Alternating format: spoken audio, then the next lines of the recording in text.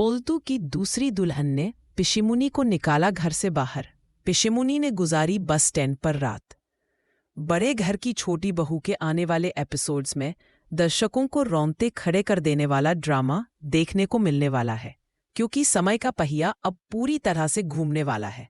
कहानी में एक ऐसा मोड़ आ रहा है जहां अहाना की मेहनत और ईमानदारी एक तरफ होगी तो दूसरी तरफ पिशिमुनी का अहंकार उनकी अपनी ही नई बहू के कदमों में कुचला जाएगा।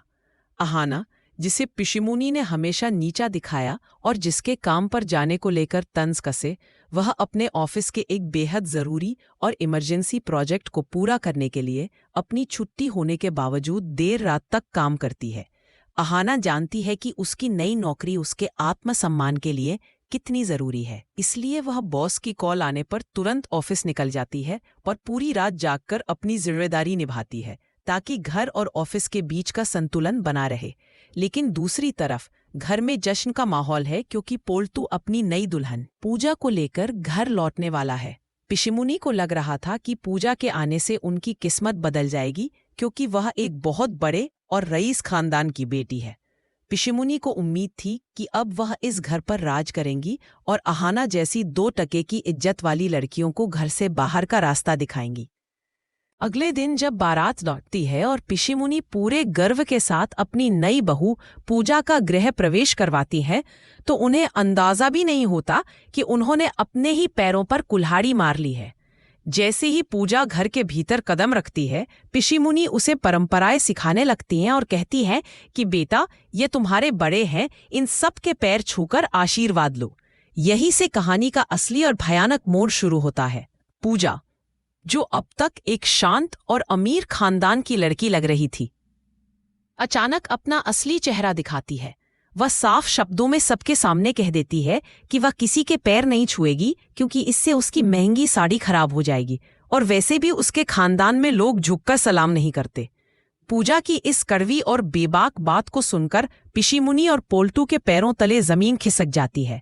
जिस बहू के गुणगान पिशिमुनी कल तक पूरे मोहल्ले में गा रही थी, उसी बहू ने पहले ही दिन उनके मान सम्मान को धूल में मिला दिया। पूरा परिवार और रिश्तेदार वहां खड़े होकर तमाशा देख रहे होते हैं और पिशिमुनी शर्म के मारे अपनी नजरें नीचे झुका लेती है। पोल्तू, जो हमेशा अपनी मां की शह पर अपनी पहली पत्नी पर हाथ उठाता था, अब अपनी नई पत्नी के सामने भीगी बिल्ली बन जाता है।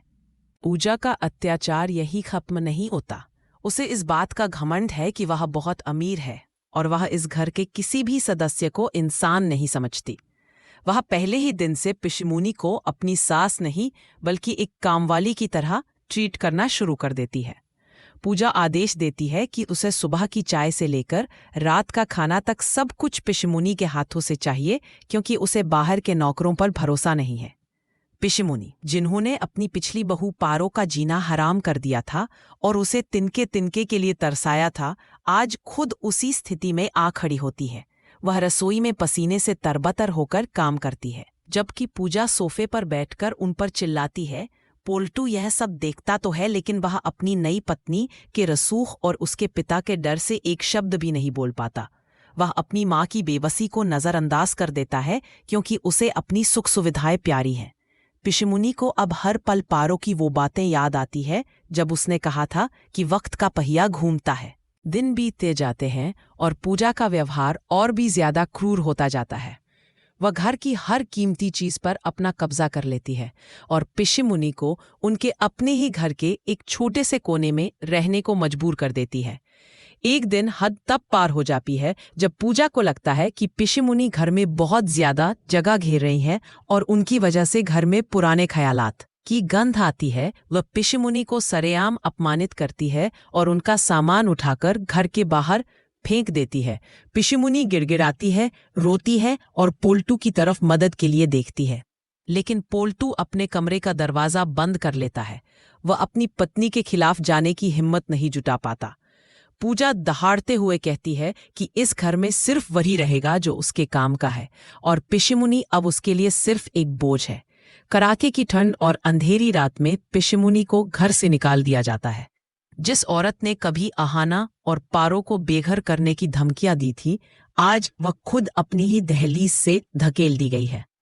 पिशिमुनी के पास जाने के लिए कोई जगह नहीं होती। उनके पास न पैसे होते हैं और न ही कोई सहारा। वह सड़कों पर भटकती रहती है और आखिरकार थक हार कर एक सुनसान बस स्टैंड पर शरण लेती है। वो फटे हुए कपड़ों में और भूख से बेहाल होकर एक ठंडी लोहे की बेंच पर लेटने की कोशिश करती है। उनकी आंखों से आंसू थमने का नाम नहीं लेते। उन्हें अपनी हर वो गलती याद आती है जो उन्होंने पारो के साथ की थी।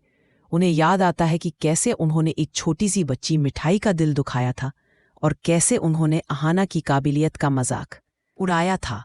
बस स्टैंड पर गुजरने वाली हर सेकंड उनके लिए एक सजा की तरह होती है। मच्छरों का काटना और सड़क की आवारा कुत्तों की आवाज़ों के बीच वह पूरी रात जागती रहती हैं। वह सोचती है कि शायद यही उनकी किस्मत का लिखा हुआ न्याय है।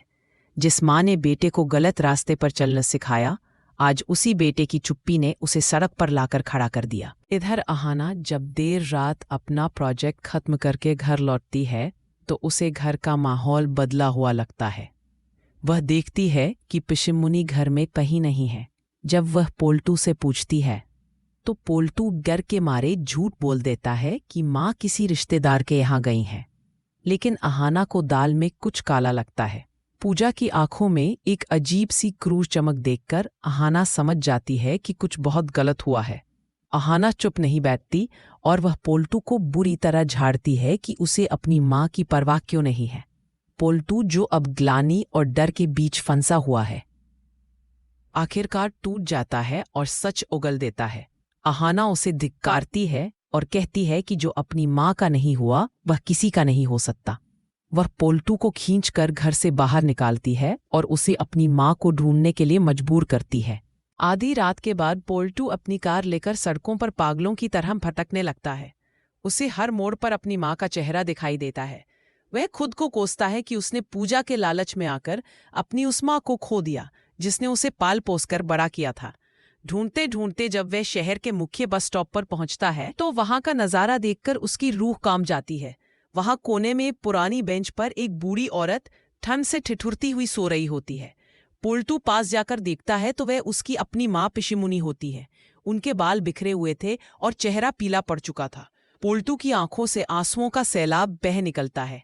वह अपनी माँ के पैरों में गिर जाता है और जोर जोर से रोने लगता है।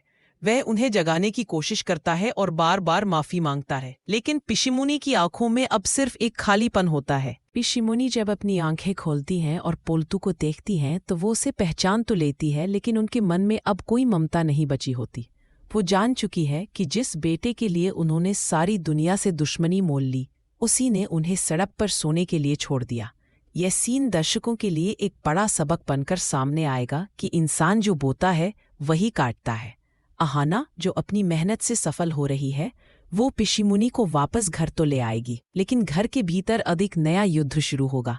अहाना और पूजा के बीच की यह जंग अब बड़े घर की छोटी बहू को एक नए मुकाम पर ले जाएगी, जहां अहाना को न सिर्फ अपने करियर को बचाना है बल्कि इस बिखरे हुए परिवार को पूजा के आतंक से भी आज़ाद कराना है।